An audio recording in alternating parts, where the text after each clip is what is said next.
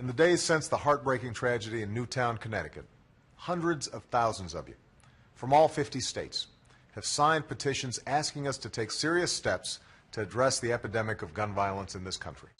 Here's what I think we should do.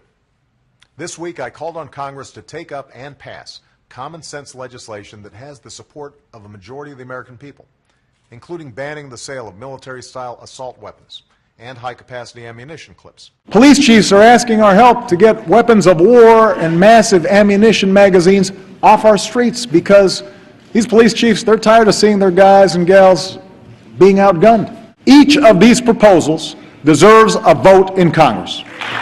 And most of all, I think about how, when it comes to protecting the most vulnerable among us, we must act now.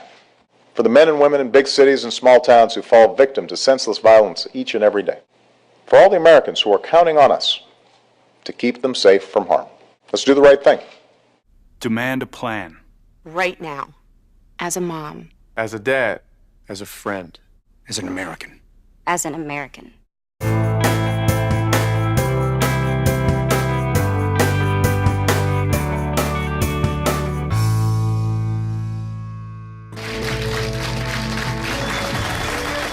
Back now with Jesse Ventura and our live studio audience.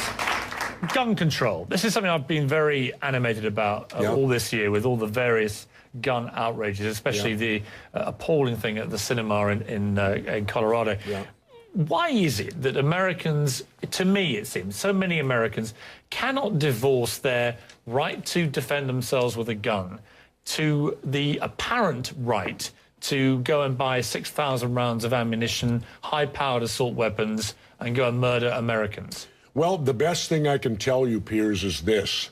Mexico has strict gun control. You cannot own a gun in Mexico, and they had 20,000 people dead last year in the drug cartel wars. But Mexico has a very particular problem involving drugs. I can cite you Britain, average... Well, let me just throw it back at you. In Britain, for example, an average of 35 people a year are murdered with guns. In Germany, it's about 40 to 50. France, the same. Spain, the same. Italy, there's a pattern here. America, 11 to 12,000 a year. This country has more guns than anybody else and more gun murders. It's inarguable, isn't it? No, not at all. It is. Because I was in the Philippines, physically, the day Ferdinand Marcos declared martial law and made himself a dictator. And the first thing that dictator did, he gave the people of the Philippines 2 weeks to turn in all their guns or it was the death penalty. Now, why would a dictator do that? Why would he make his #1 priority when he took over as dictator to disarm the public? The Second Amendment is there, and it was put in there not for hunting and fishing like they like to say, because back when they did it, if you didn't hunt or fish, you didn't eat. It was put in there so the citizens would have the ability, if their government became oppressive, they could defend themselves against oppressive government. And I think that overrules all the gun deaths, because let's remember something. A gun is simply a tool. I have a gun safe at home, and I've never come home and heard those guns going off on their own. People kill people. I have a big problem with a disturbed young man, as we saw in Colorado, being able to buy 6,000 rounds of ammunition and a high-powered assault weapon and go into a movie theater and blow away 70 Americans. I have a big problem with that. Well, Piers, I have a conceal and carry license. Had I been in there, I would have taken this guy out before he could have killed that many people. Remember, police can't stop crimes. Police show up after they're over. Remember that. So when you talk about me not being able, if there would have been a legitimate conceal and carry in that theater, quite possibly they could have taken this guy out and saved people's lives. Do you have any other ideas for reducing gun violence? The only thing that stops a bad guy with a gun is a good guy with a gun. So the school principal with a gun is going to stop a guy with an assault rifle and a bulletproof vest. You know, I don't think Principal Belding is as badass as you think he might be. October 1st, 1997 was an ordinary Wednesday morning at the high school in Pearl, Mississippi. and I was doing some administrative tasks before school when I heard the first shots that were fired. About 300 students were in the school commons area, waiting for the morning bell a few minutes after 8 o'clock. I ran out to see what was going on. I turned around and called 911. 2 girls were killed. Within 3 minutes, 7 more students were wounded, and the gunman, 16-year-old sophomore Luke Woodham, was making his getaway. I ran to my truck and got my pistol. He tried to drive off. I was able to point the pistol at him and cause him to swerve off the road and said not to move or I would shoot him. I got him out of the car and onto the ground. Woodham was turned over to the authorities. It was just a normal day at the Palms Internet Cafe in Marion County.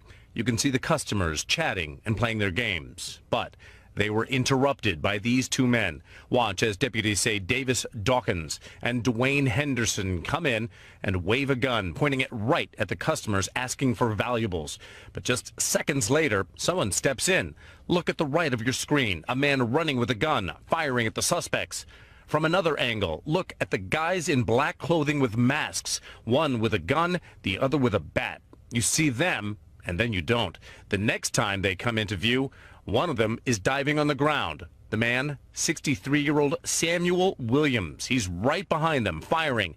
They leave. Williams, calm as can be, locks the door and waits for police. We only have the problem in our cities and unhappily in our schools where people like you have been able to get laws put on the books that keep people from being able to defend themselves. I honestly don't understand why you would rather have people be victims of a crime than be able to defend themselves. It's incomprehensible.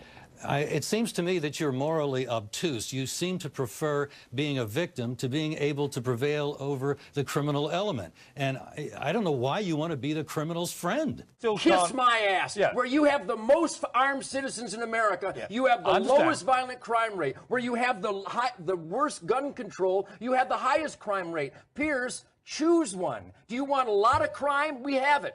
Gun-free zones. Do you want less crime? We have that. More people with concealed weapons permit. Why do you guys resist that statistic? Thank you for giving me this opportunity to express my opinion and give my testimony in opposition to the majority of the proposed bills which do nothing to deter future crimes. Gun control does not work. If gun control actually did work, Washington, D.C. and Chicago would be the safest cities in your nation, but it is not. They have the toughest gun laws and the highest crime and murder rates. Now, who needs an AR-15 with 30-round mags? That question has also been brought up.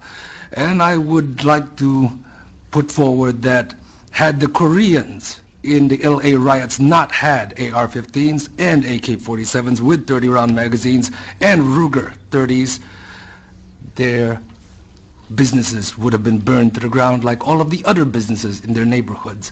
Theirs stood because they stood their ground. I was born in Austria, and I lived there 7 years under Hitler's brutal regime.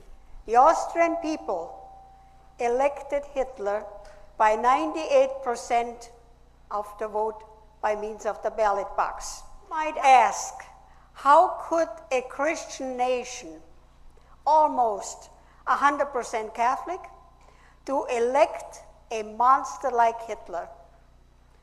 The truth is, at the beginning, Hitler didn't look like or talk like a monster at all. He talked like an American politician. But the government said the guns are very dangerous. Children are playing with guns, hunting accidents happen, and we really have to have total control, safe. Not long after, they said, no, it didn't help. The only way that we don't have accidents and crimes, you bring the guns to the police station, and then we don't have any crimes anymore and any accidents. And if you don't do that, capital punishment. Associate our right to protect ourselves.